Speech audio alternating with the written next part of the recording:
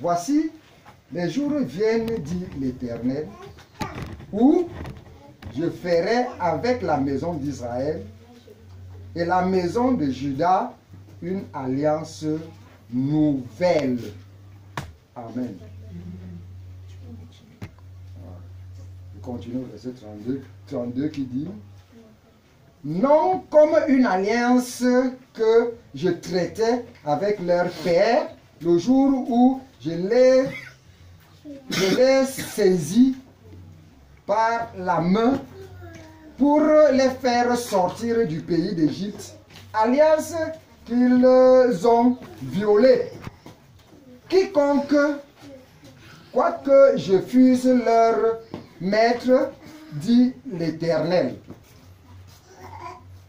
Mais voici l'alliance que je ferai avec la maison d'Israël. Après ce jour-là, dit l'Éternel, je mettrai ma loi au-dedans d'eux, je l'écrirai dans leur cœur, et je serai leur Dieu, et ils seront mon peuple. Amen. Amen. Donc, je suppose que vous connaissez cette prophétie. Elle nous concerne puisque c'est la nouvelle alliance a été contractée par le Seigneur qui s'est donné en offrande une fois pour toutes, selon Hébreux chapitre 10, verset 10. C'est le sang de Christ qui a coulé sur le bois de la croix pour que nous puissions entrer dans cet héritage merveilleux qui nous donne aujourd'hui de vivre cette alliance-là même. C'est parce que la loi a été faite de transgression que le Seigneur a établi cette nouvelle alliance. Aujourd'hui, j'entends parler du sang de Jésus qui est invoqué pour purifier les chrétiens, que ce soit dans les assemblées ou dans les communions fraternelles. J'entends des prières qui sont adressées sur ce sujet-là. Et selon l'Écriture, il n'est plus question d'appeler le sang qui a déjà été versé une fois pour toutes. Puisque cette alliance a déjà été prononcée et est accomplie. Aujourd'hui, nous rentrons simplement dans les promesses. On va encore ouvrir un passage. Le livre de 1 Jean, chapitre 1er, verset 7. 1 Jean 1er, verset 7.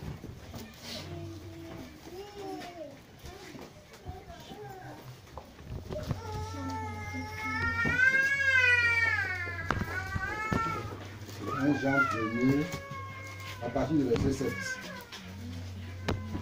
Il est écrit 1 Jean 1, verset 7. 1 Jean. On va prendre même à partir du verset 6. 1 Jean chapitre 1, Verset verset 6. 6 est écrit: si nous disons que nous sommes en communion avec lui et que nous marchions dans les ténèbres, nous mentons et nous ne pratiquons pas la vérité. Mais si nous marchons dans la lumière comme il est lui-même dans la lumière, nous sommes mutuellement en communion et le sang de Jésus, son Fils, nous purifie de tout péché. Amen. On va s'arrêter ici, merci.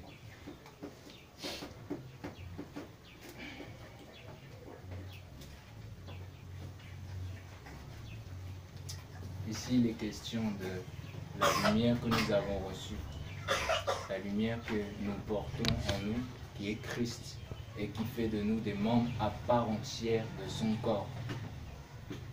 Ainsi donc, cette communion que nous pouvons avoir les uns envers les autres a d'importance que nous gardions ces commandements et que nous suivions les préceptes qui nous ont été ordonnés. Si nous lisons le livre de Proverbes, chapitre 6, verset 22, il est dit que ce sont les préceptes du Seigneur qui nous apportent la lumière, qui sont la lumière. Si tu marches dans les commandements de Dieu, ainsi donc, tu marches par la foi et non par la vue. Et la Bible dit dans le livre de Actes, chapitre 15, verset 9, que c'est la foi qui purifie le cœur du croyant. Ainsi donc c'est le cœur de l'homme qui doit être gardé de toute autre chose, parce que de lui procèdent les sources de la vie. Aujourd'hui, étant membre du corps du Seigneur, nous sommes partie intégrante de Dieu, de Jésus-Christ. Et il est la tête, il est le chef de l'Église. Donc il n'est plus question d'invoquer le sang. Si tu lis le livre de Éphésiens, je vais l'ouvrir, Éphésiens chapitre 5, verset 30, il est écrit: car nous sommes membres de son corps, de sa chair et de ses os. Ainsi donc, si tu es membre de son corps, de sa chair et de ses os, le sang de Jésus coule en toi. C'est pourquoi il est écrit que le sang te purifie du péché continuellement, parce que tu es, par le Saint-Esprit scellé, tu rentres dans l'accomplissement des promesses qui ont été faites par le prophète Jérémie à travers le Seigneur. Au travers, le Seigneur a annoncé que ces lois feront partie intégrante de la vie de tout croyant, parce que la Bible dit que sous la loi mosaïque, il était question de marcher et de vivre selon elle. Mais étant donné que la chair la rendait sans force, c'est pourquoi Dieu t'a donné de son esprit, afin que tu puisses vivre par elle, non pas de ta propre force, mais par la puissance de l'esprit en toi qui te permet d'entrer dans ce processus de réformation dont il est question. C'est de ta foi qu'il est question, puisque la foi, c'est la justice. C'est l'imputation de la justice divine. Ainsi donc, les mérites de Christ, les fruits de l'Esprit te sont attribués par cette foi. Donc, il n'est plus question d'inventer ou de reprendre les professions. En l'occurrence, celle-ci fait partie des choses que nous ont appris le clergé, le catholique. Ils nous ont induits en erreur en apportant des doctrines qui n'avaient pas lieu d'être, notamment lorsqu'un homme se rend à la messe le dimanche, il n'a pas conscience que cette messe-là, c'est un rituel, c'est un rite. Parce que la messe, ça signifie littéralement sacrifice perpétuel de Jésus. Or, Jésus-Christ est mort une fois sur la croix pour la rémission des péchés. Il n'est plus question de rappeler sans cesse le sacrifice du Seigneur. C'est fait une fois pour toutes, selon Hébreux 10. Comme la communion que nous avons, il n'est pas question de manger ce qu'on appelle l'hostie. Ça, c'est ce qu'on appelle dans les églises bâtiments la Sainte Seine. D'accord? Mais il n'est pas question de manger ceci comme si nous faisions un rituel. Non. Le repas du Seigneur, c'est ce que nous pouvons, les agapes, ce que nous pouvons manger entre nous lorsque nous nous réunissons. Mais il n'est pas question de reproduire des faits religieux qui n'apportent rien et qui ne sont en aucun cas mentionnés dans les Écritures. Tout ça, c'est la religion et tout ça, il faut abandonner. Le sang de Christ coule en nous depuis notre conversion parce que cette alliance nous a été donnée, prescrite. Le sang, c'est la vie et l'âme de toute chair est dans le sang. Nous dit l'Écriture, Lévitique chapitre 17, verset 11. Il n'est plus question de demander ce que tu as déjà reçu.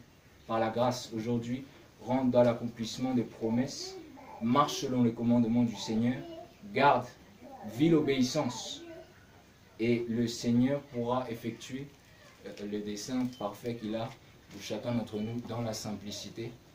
Et je veux vous exhorter vraiment à veiller à ce que ce genre de profession religieuse ne puisse pas s'immiscer au milieu de vous parce que ça ne glorifie pas le Seigneur. Il faut toujours se rapporter à la Bible et à ce que Dieu a dit tout simplement. Ce n'est pas tout ce qui sort de la bouche d'un homme qui est inspiré du Tout-Puissant. il y a un esprit dans l'homme, mais c'est l'inspiration du Tout-Puissant qui le rend intelligent. C'est pourquoi il faut veiller à ce que tout ce qui est dit est bien en conformité avec ce que dit sa parole. Donc je vais laisser le frère. Merci Seigneur. Ouvrez la Bible dans le livre de Apocalypse, chapitre 1, à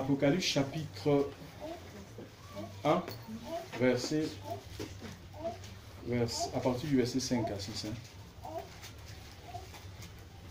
Et soyez vraiment attentifs. Apocalypse, faites-moi de bruit s'il vous plaît.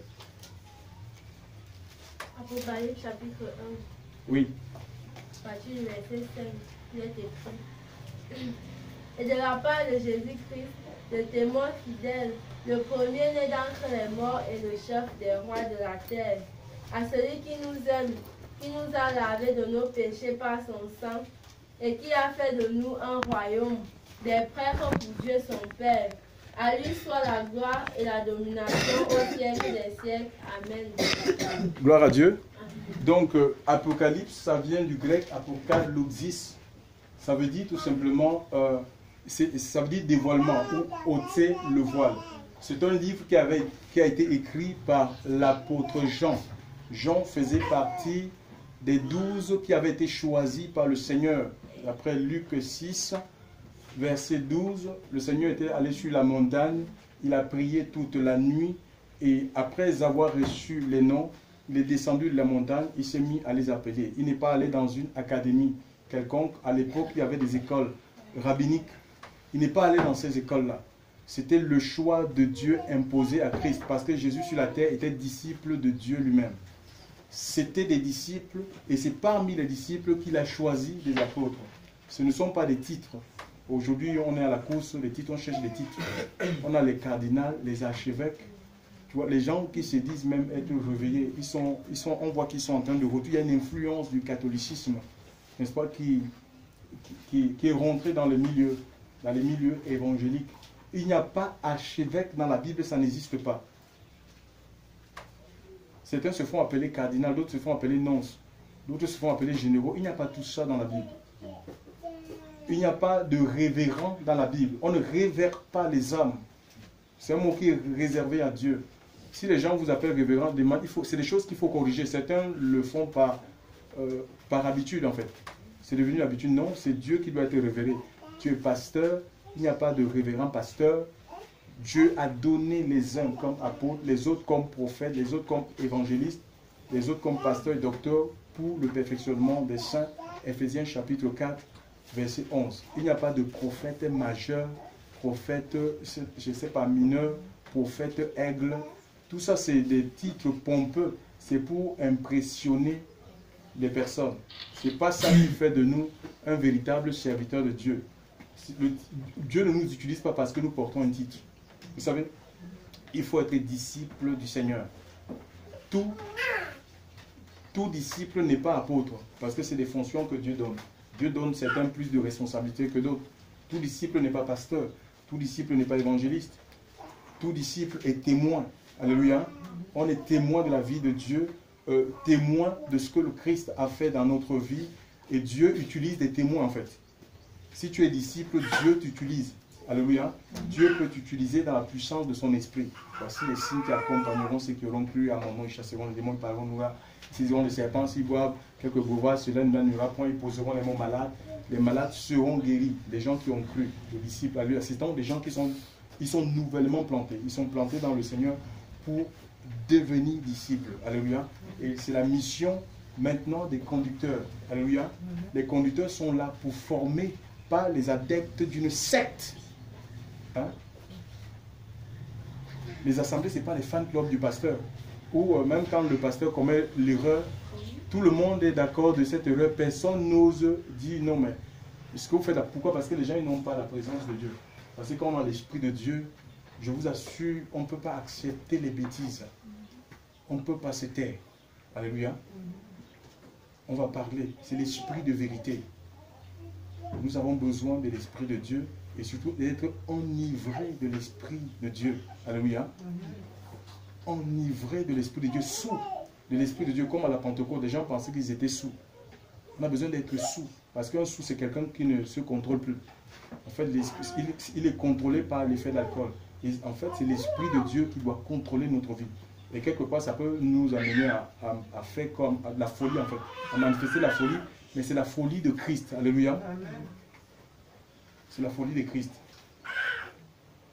Donc, il y a, certains sont apôtres aujourd'hui, mais ils ne marchent plus. Parce que le disciple, en fait, c'est quelqu'un qui suit un maître. Il suit les enseignements d'un maître dans le but de devenir comme le maître. Tout disciple accompli sera comme le maître. Alléluia. Donc, le disciple ne peut pas être plus grand que le maître. Il ne peut pas être plus élevé que le maître. Mais quand il est mûr, il fait comme le maître. Jésus a pris 3 ans. 3 ans est suffisant pour former un disciple. Alléluia. Je ne parle pas de 3 ans de présence comme ça, de manière superficielle. Non, 3 ans d'obéissance à Dieu, de soumission, d'acceptation, de renoncement à soi est suffisant pour former quelqu'un de mûr. Un homme et une femme qui est mature, qui a compris la volonté de Dieu. Alléluia. Gloire à Dieu. Ce Jean, il reçoit ce livre, Apocalypse, en prison. Ce n'était pas facile pour lui. Jean, c'était un apôtre. Hein. Les apôtres, apostolos, ça veut dire envoyé. C'était un envoyé. Ce sont des, on appelle ça, c'est un ministère de fondement. C'est des gens que Dieu utilise pour bâtir l'église ici et là, pour mettre en place, c'est des visionnaires. Et là, à son époque, il y avait, n'est-ce pas, c'était le roi, un empereur du nom de Domitien. Nous sommes en l'an 91. Cet homme n'aimait pas les chrétiens. Il persécutait les chrétiens. Alléluia. Et il va emprisonner ce Jean. Jean va se retrouver en prison dans une île. Patmos, c'est une île. Il est dans les chaînes. Et en prison, on ne peut plus rien faire. Tu vois, sa liberté a été prise. Il ne pouvait plus visiter. En prison, il ne pouvait pas aller visiter les assemblées qu'il avait bâties ici, là, pour fortifier les âmes, pour encourager les âmes dans la foi. Alléluia. Il ne pouvait plus, Jean ne pouvait plus, dans les chaînes, il ne pouvait plus imposer les mains aux malades. C'est terrible. Je ne sais pas, peut-être à cette époque, vous savez, il y a des gens qui sont dans l'idolâtrie. Peut-être les chrétiens qui étaient dans l'idolâtrie des gens, quand ils ont eu vent que Jean était emprisonné, ben, leur foi a fini ce jour. Certains ont dû abandonner le Seigneur. Et je ne sais pas, regardez comment Dieu fait des choses. Jean est en prison et il va vivre des choses que d'autres prisonniers avec lui ne vivront pas. Il sera détaché de son esprit. En fait. Dieu va le sortir de son corps pour l'amener au ciel. Alléluia. Il va amener au ciel et il va entendre, il va voir plein de choses. Il verra par exemple l'église du Seigneur. Cette multitude d'hommes et de femmes qui ont lavé leurs robes et les ont blanchis dans le sang de l'agneau, qui suivent la voie de l'époux. Il va voir dans Apocalypse 19, il va voir le festin des noces de l'agneau. Alléluia. Il va voir le paradis, il va voir la gloire à venir, il va voir le jugement dernier. Hein. Donc les trônes, les gens qui se présentaient devant le trône, la main qui rendait ses morts et autres. Il va voir ce jugement, il va voir comment les gens étaient jetés dans le lac de feu. Dieu peut nous montrer les choses futures dans le présent, c'est possible. Dieu peut te montrer le lac de feu. Il peut même te montrer des gens brûlant dans le lac de feu. Ça ne veut pas dire qu'actuellement ils sont en train de brûler. Alléluia. Parce que le jugement n'est pas encore. C'est une projection dans le futur. Jean a vu ces choses. Mais si il n'avait pas été mis en prison, il n'aurait pas l'occasion, enfin Dieu, il n'aurait pas l'occasion ni d'écrire le livre. Alléluia. Sa prison l'a permis d'écrire le livre que nous avions aujourd'hui. Jean a vu le passé, les choses qui s'étaient passées dans le passé, des événements qui s'étaient déroulés par exemple dans le passé, notamment la guerre qu'il y a eu dans le ciel. Hein. Le ciel s'était divisé dans Apocalypse chapitre 12 à partir du verset 7, où Satan a été éjecté de la terre et la victoire qu'ont eu les anges qui sont restés fidèles à Dieu à travers le sang de l'agneau. Il a vu le passé. Alléluia. Donc, et ce Jean nous dit ceci, à celui qui vous aime et qui vous a lavé de vos péchés par son sang, et a fait de vous un royaume de sacrificateurs. Donc, cette lettre-là s'adresse à l'Église. Il dit, il y a quelqu'un qui nous a aimés. Alléluia. C'est qui nous a aimés? C'est Jésus qui nous a aimés, et tellement il a authentifié son amour. Il a manifesté son amour en se donnant sur le bois de la croix. Son sang a coulé. Et ce sang nous a purifiés, nous a réconciliés avec le Créateur. Nous étions séparés, tous son péché sont privés de la gloire de Dieu. Pourquoi? Parce que le péché nous séparait du Créateur. Alléluia. Et il a vu le sang de l'agneau, Jésus-Christ. Alléluia. C'est lui l'agneau de Dieu. Jean 1, verset 29, qui ôte le péché du monde. C'est son cousin Baptiste, Jean-Baptiste, qui l'a reconnu, qui a présenté à ses disciples en disant, c'est lui l'agneau de Dieu qui ôte le péché du monde. On n'a pas le pardon de nos péchés par un prêtre, par Marie, par Joseph, par, je sais pas, les anges, les saints. Jésus, c'est le seul médiateur. C'est lui qui nous a introduits dans la présence de Dieu. Il est dit à celui qui nous aime et qui nous a lavé de nos péchés par son sang et a fait de nous des sacrificateurs. Pour qui? Ce n'est pas pour l'Église apostolique, ce n'est pas pour l'Église pentecôtiste, évangélique, catholique, parce que tous ces gens-là, chaque dénomination a ses pasteurs. Mais on est lavé par le sang de Jésus pour être des sacrificateurs. C'était des gens qui étaient au service de Dieu. Donc on est lavé par le sang. Le Seigneur nous sauve pour servir Dieu. Ce n'est pas pour servir un homme. C'est ça les sacrificateurs. Et la sacrificature, c'est un service qui est lié, qui nous attache à un temple. Christ est le temple de la nouvelle alliance. Alléluia. Et il a fait de nous des temples en esprit. Donc, le véritable temple, c'est nous. Ce n'est pas un bâtiment. D'accord?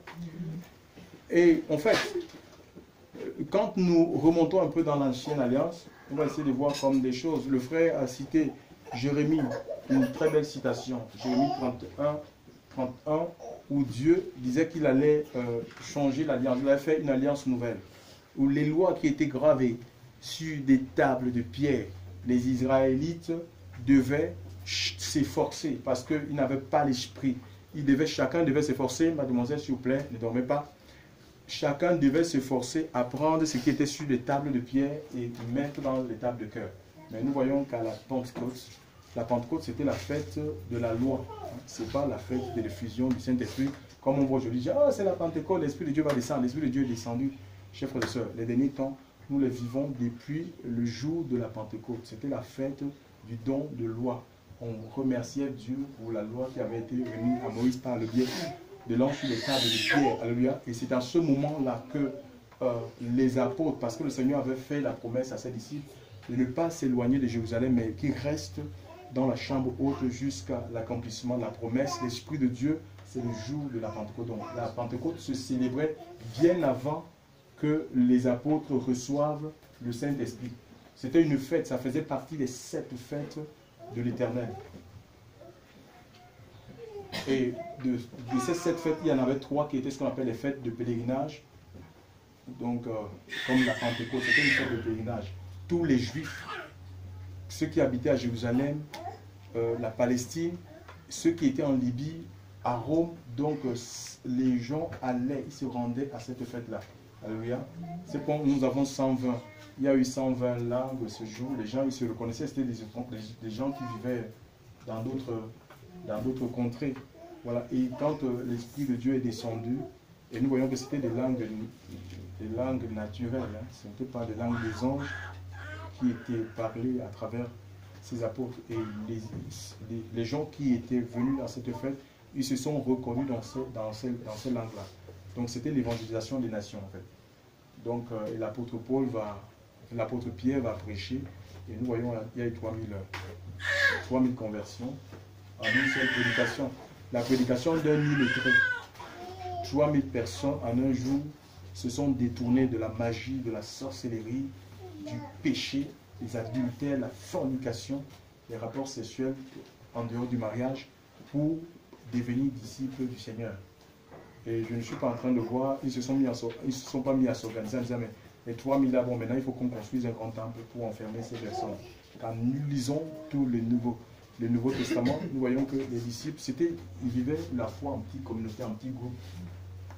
Et c'est ça le partage. 1 Corinthiens chapitre 14, 26 dit, que faire donc frère quand vous retrouvez un de vous un cantique, un chant, une inspiration, une révélation? Parce que nous sommes membres du corps de Christ et chacun est appelé à jouer un rôle. On n'est pas là, un peu, la religion nous a appris à venir, à nous asseoir, et tout simplement c'est une seule personne qui fait tout. C'est pas ça la vision de Dieu, c'est pas ça le corps. Alléluia. Je ne peux pas manger par ma bouche, je ne peux pas pisser par ma bouche, je ne peux pas faire caca par ma bouche. Non. Je ne peux pas voir par ma bouche. C'est impossible ça. C'est un monstre. C'est pourquoi il n'y a rien, il n'y a pas l'action de Dieu. Dieu ne partage pas sa gloire avec les hommes. Alléluia. Chacun doit jouer son rôle. Nous devons marcher selon la vocation. Il y a une vocation, il y a un appel pour chacun de nous. Alléluia. Si Dieu t'a donné le discernement, tu dois exercer dans le discernement. Si c'est la prophétie, tu ne dois pas t'empêcher de prophétiser. Personne ne doit t'empêcher de prophétiser. Nous devons discerner tout simplement. Si ce qui est dit est en accord avec les Saintes Écritures et retenir, c'est ce que l'Écriture nous dit dans le livre de Thessaloniciens. Alléluia. Retenir ce qui est bon. Alléluia. Voilà. Parce que, oui, nous sommes des êtres sujets aux faiblesses. On peut rajouter. Alléluia. C'est quoi? C'est important de discerner et surtout de rester dans les Écritures. Alléluia. Gloire à Dieu. Donc, des sacrificateurs au service de Dieu, pas au service d'un homme. On est sauvé pour être. On n'est pas pasteur pour une organisation. On n'appartient à personne. Nous appartenons au Seigneur. C'est Jésus qui est allé à la croix. Aucun apôtre, aucun bâtiment d'église n'a donné sa vie pour vous. Alléluia. Et l'Écriture nous dit dans 1 Corinthiens chapitre 7, verset. Je crois que c'est le verset 24. 23, oui. Verset 23. Que c'est pour la liberté que Christ vous a affranchi. Ne devenez pas esclaves des hommes. Ça veut dire, faites la volonté des hommes et non la volonté aussi. Et ce que les hommes vous disent n'est pas en accord. L'Écriture doit nous soumettre les uns les autres. Mais si c'est une soumission en dehors des choses du Seigneur, ce n'est pas une soumission à l'aveuglette où un pasteur va t'imposer un mari. Non, c'est diabolique ça. On t'impose une femme, on t'impose un mari. Ce n'est pas de Dieu. Même si quelqu'un te dit que oui, j'ai reçu la prophétie, oui, Dieu peut parler, Dieu peut révéler, mais il faut que toi aussi tu ailles chercher le Seigneur. Et je tiens à te dire, si tu marches avec Dieu, tout ce que les gens peuvent te dire, soit prophétie, vision, révélation, c'est la confirmation de ce que Dieu t'a déjà dit dans le secret de ton cœur. Donc, il faut marcher dans l'obéissance. Si nous ne voulons pas être emportés, alléluia, il faut vivre dans l'obéissance, il faut craindre Dieu. Il faut craindre le Seigneur. Donc, le mot sacrificateur, en fait, dans l'ancienne alliance, quand Dieu a sorti, vous savez que les Juifs, ils étaient esclaves, prisonniers en Égypte, et Dieu va les sortir de là, à main forte et à bras étendus, par l'homme de Dieu Moïse. Ils vont sortir de l'Égypte, et le Seigneur ne va pas les laisser comme ça, parce que c'était des gens qui étaient marqués par l'idolâtrie égyptienne. Il y avait beaucoup de sorcellerie. On adorait tout, les chats, l'eau, le soleil, la lune, les étoiles. Donc c'était les idolâtres. Ils vivaient selon les lois, les coutumes, les us égyptiennes. Le Seigneur va, pour les enlever ça dans la tête, pour les enlever ça de leur vie, il va donner des lois, des nouvelles lois, les 10 paroles, pour que ce peuple vive non plus selon les Égyptiens, mais qu'ils vivent selon Dieu. En même temps, Dieu va donner ce qu'on appelle le tabernacle à Moïse. Alléluia. Le mot tabernacle, ça veut dire tente, c'est cabane. C'était un endroit où les Juifs avaient la possibilité d'aller vers Dieu, de rencontrer le Seigneur, parce qu'il se trouvait dans la 3e partie. Et plus tard, nous avons Salomon qui va reproduire, qui va construire le temple. C'est la reproduction du tabernacle à grande échelle. Alléluia. Et qu'est-ce que Dieu va faire? Il va choisir parmi les 12 tribus. Il y en avait 12. Jacob avait 13 enfants en fait. La fille c'est Dina. Bon, chez les Juifs, la coutume veut qu'ils ne comptent pas les femmes. Les femmes ne sont pas comptées. Ça ne veut pas dire qu'elles n'ont pas leur place. Elles existent. Il y avait 12 tribus. Et de ces tribus, le Seigneur va choisir la tribu de Lévi. Il va choisir la tribu de Lévi et il va donner ce qu'on appelle le sacerdoce. Le sacerdoce, c'est un service qui est lié, attaché à un temple. Nous sommes à l'époque de Moïse. Il n'y avait pas encore la construction du temple. C'était le tabernacle, une tente. Il y avait différents sacrifices. Il y avait la cuve de rein, il y avait, on appelle ça comment,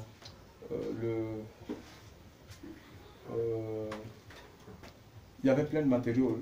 Il y a l'autel de rein où on apportait l'animal, on plaçait l'animal, l'animal était consumé, il y avait des cornes où le sang de l'animal était aspergé. C'est comme ça que les Juifs recevaient le pardon.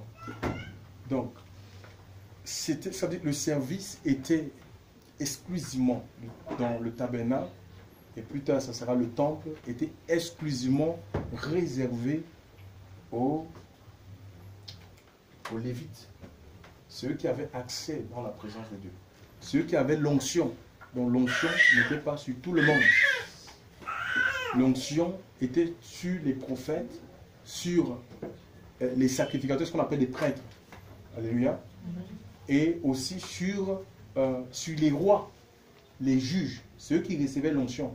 Il n'y avait pas l'onction sur tout le peuple.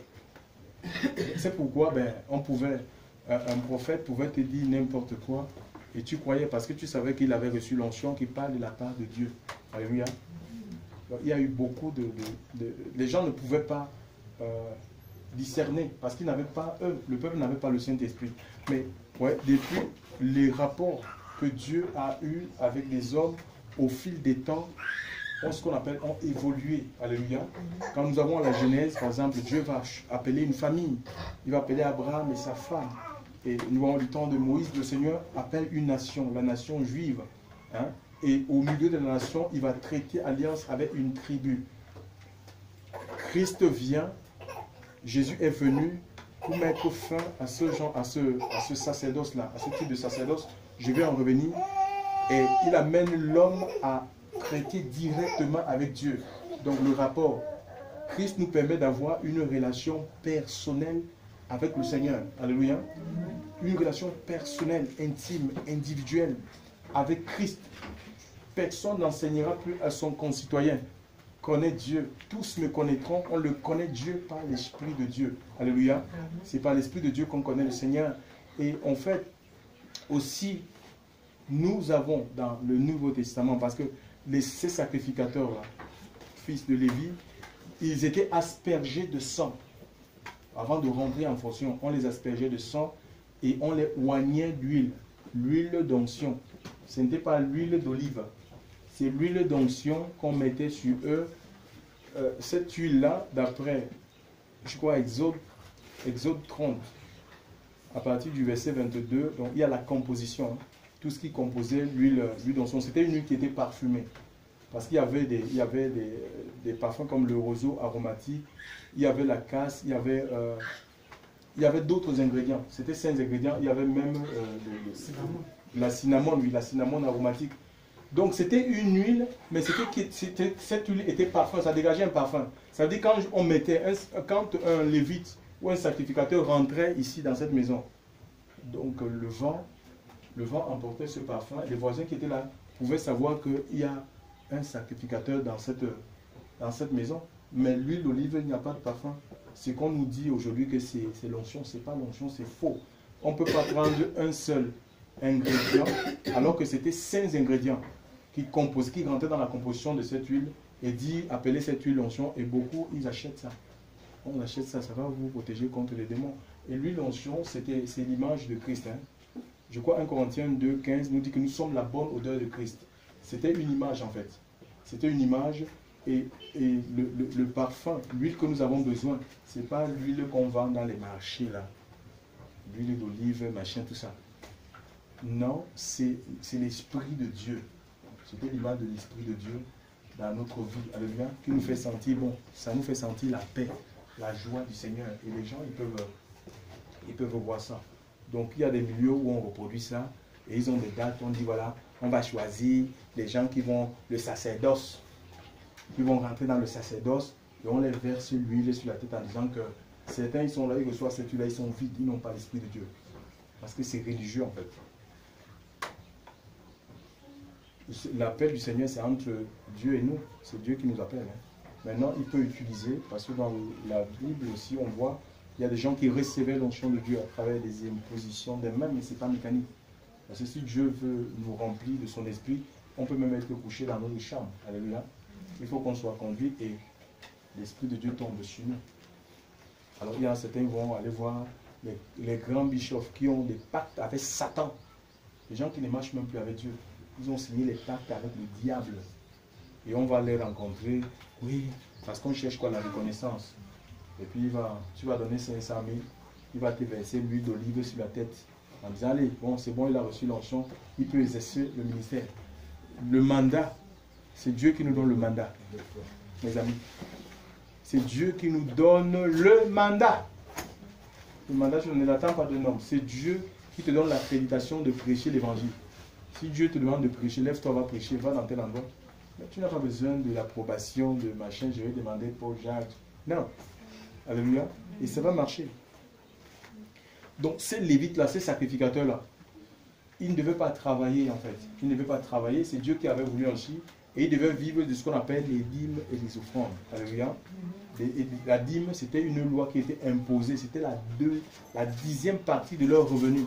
Il fallait qu'ils donnent cela pour entretenir le temple et en même temps le personnel du temple. Alléluia. Donc c'était la 10e partie qu'ils devaient, que les autres juifs, les autres tribus devaient donner à cette tribu.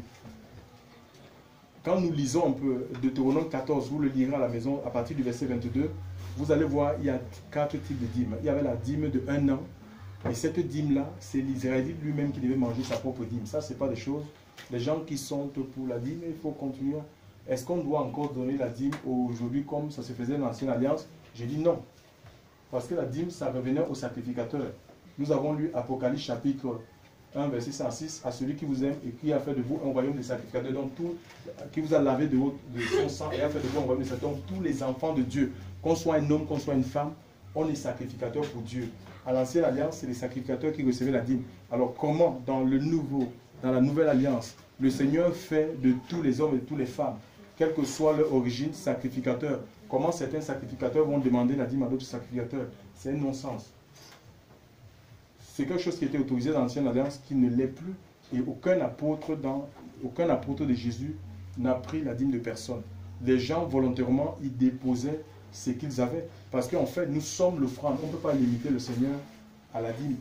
La dîme, ça sécurise les églises bâtiments. Parce que ça fait de l'argent régulier. Et surtout, on utilise le passage du prophète Malachie 3.10. Apportez dans la maison du trésor, apportez dans le temple de Dieu. Mais je suis le temple du Seigneur, moi. 1 Corinthiens chapitre 3, verset 17.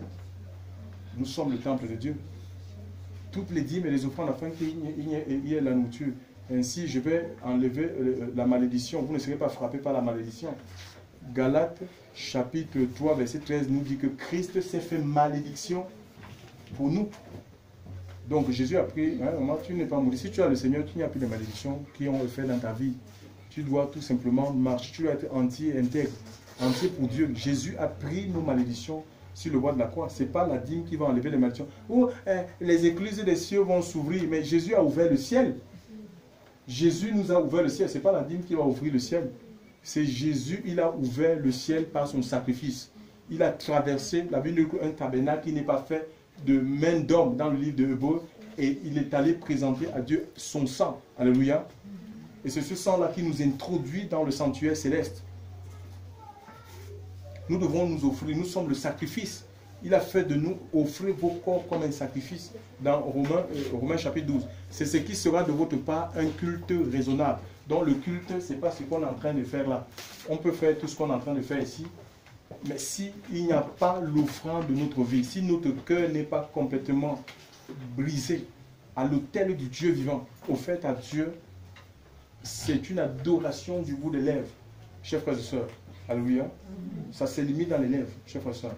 Et c'est quoi, rien ne se produit. Alors, il y en a, j'ai eu des confessions par rapport à ces des gens qui donnent l'argent pour être bien vus par les responsables ou pour viser des postes. Ce n'est pas bon. Alléluia. Il n'y a pas une imposition dans le Nouveau Testament. 2 Corinthiens chapitre 9, à partir du verset, ça dit que chacun donne comme il a résolu dans son cœur, sans contrainte ni tristesse, car Dieu aime celui qui donne avec joie. Alléluia. C'est sans contrainte, on ne t'impose pas. Si tu veux donner moins que la dîme, si tu veux donner dans les limites de la dîme, si tu veux donner plus que la dîme, c'est entre toi et le Seigneur. Alléluia. Ce sont des offrandes volontaires. Alléluia. Et les libéralités. Donc on doit soutenir. L'œuvre de Dieu ne peut pas fonctionner s'il n'y a pas l'argent, que personne ne vous mente. Alléluia.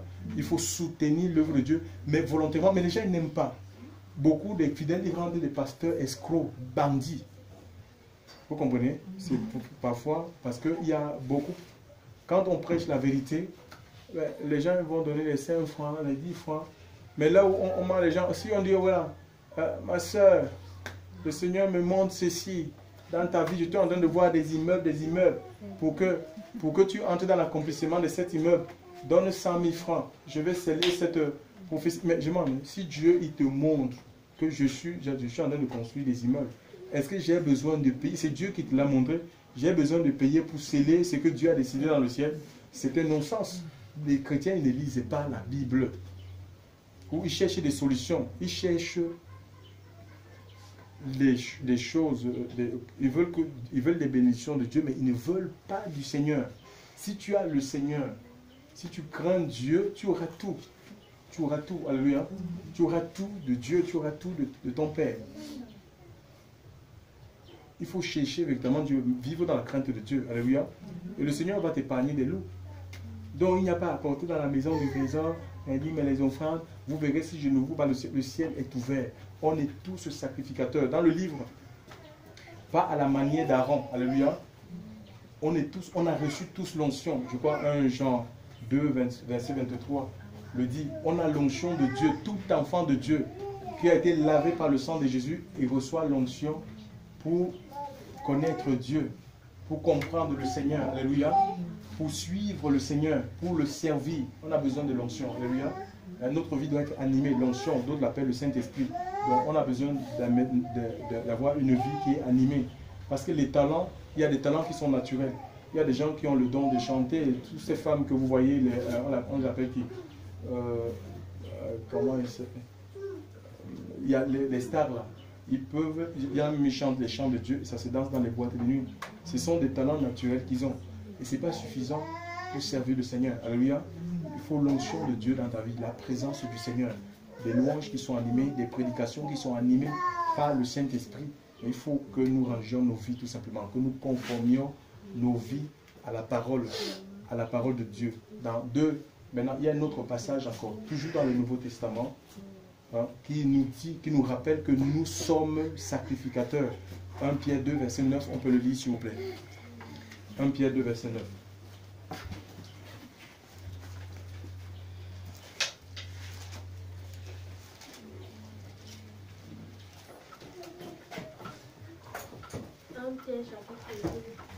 Verset 9, oui. Verset 9, c'est écrit. Vous, au contraire, vous êtes un peuple choisi, des prêtres royaux, une nation sainte, un peuple racheté afin de proclamer les louanges de celui qui vous a appelés des ténèbres à sa merveilleuse lumière. Oui. Continue.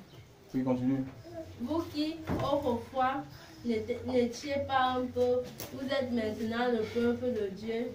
Vous qui n'aviez pas obtenu compassion, vous avez maintenant obtenu compassion. Oui, vous au contraire, vous êtes une race choisie ou une race élue dans d'autres versions. Ça veut dire pour être élu, il faut qu'il y ait élection. Alléluia. On ne vient pas au Seigneur par ses propres forces. C'est Dieu qui nous a choisis. Alléluia. C'est Dieu qui nous a attirés. Alléluia. À Christ. Dieu nous a attirés à Jésus. Alléluia. Oui, il nous a attirés par le Saint-Esprit. Donc, Et comme on est appelé maintenant à siéger, on est ce qu'on appelle, on est une assemblée, alléluia. On est appelé Dieu nous appelle dans le royaume de Dieu, dans son royaume. Vous êtes une race élue, un sacerdoce royal. Le mot sacerdoce, c'est lié. C'est un mot qui est lié au service dans le temple. Alléluia. Mais là, il nous dit sacerdoce royal. C'est-à-dire ce sont des hommes et des femmes, ce sont des prêtres au service du roi des rois. Le roi, c'est Jésus en fait. Tu vois, ce n'est pas un sacerdoce à la manière des hommes, comme le catholicisme. Non, comme le protestantisme, l'évangile. Non, ce sont des prêtres au service du roi. Le roi, c'est Jésus.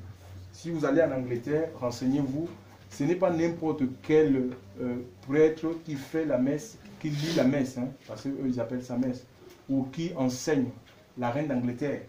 Ce n'est pas n'importe quel imam qui enseigne le roi Mohamed VI du Maroc. Non, ils ont même le président Paul Biya, il est catholique. Ce n'est pas n'importe quel prêtre qui peut aller là-bas et dire, voilà, je vais t'enseigner la parole de Dieu. Ils ont des prêtres qu'on les affecte, ils ont des gens qu'on les affecte pour les enseigner la parole du Seigneur et pour les entretenir dans les choses de Dieu. Et nous, pareil, Dieu nous a choisis pour être au service de Jésus. Alléluia, celui le roi du royaume. Alléluia. Vous êtes une race élue, un sacerdoce royal, une nation sainte, c'est-à-dire une nation à part par rapport aux gens du monde. Alléluia. Par rapport aux gens du monde. Et la même citation, on le voit dans le livre des Nombres, hein, quand Balak va demander à ce qu'il va essayer de... C'était un roi moabite. Il voulait que Balaam maudisse le peuple d'Israël. Et le Seigneur lui montrera des visions en disant que ce peuple est à part. Alléluia. Ni l'enchantement, ni la sorcellerie ne peut rien contre Israël. C'est ce que nous sommes. Une nation sainte. Vous êtes un peuple, vous êtes une race élue. Il y a eu élection. Et ouais, les gens qui sont élus, par exemple les députés là, qui sont appelés à siéger dans l'Assemblée nationale, ils bénéficient de ce qu'on appelle l'immunité parlementaire. On ne peut pas, même s'il tue une personne, tant que son immunité tient, s'il a 5 ans, on ne peut pas le poursuivre. Alléluia. On ne peut pas poursuivre ces personnes-là. On ne peut pas poursuivre ces personnes. Ils sont protégés. C'est la même chose. Et notre immunité, c'est l'Esprit de Dieu. Tant que nous demeurons dans le Parlement céleste, tant que nous demeurons en Dieu, celui qui demeure sous l'abri du Très-Haut repose à l'ombre du Tout-Puissant. Tu es dans le repos de Dieu, mais il faut demeurer. Il ne s'agit pas de demeurer dans ce bâtiment, de demeurer dans un mouvement quelconque. Demeurer dans la parole de Dieu. Être enraciné, fondé, établi dans la parole de Dieu. J'ai dit, il n'y a aucune flèche. La promesse que Dieu fait dans le psaume 91 sera ta promesse. Aucune flèche, la peste et ses ravages, je ne sais pas. Il n'y a rien qui pourra tenir devant toi. Alléluia. Dieu te protège. Les sorciers ne peuvent pas te manger. Il faut que tu demeures dans la parole de Dieu, dans la crainte du Seigneur. Dieu te protège. Tu as ton humilité. Tant que tu persévères, c'est celui qui persévérera jusqu'à la fin. Ce n'est pas je suis Dieu pour... voilà, si le mari là ne vient pas 2 ans, je m'en vais me chercher moi-même. Non, c'est pas comme ça. Qu'il y ait mari, qu'il n'y ait pas mari, ce n'est pas un souci.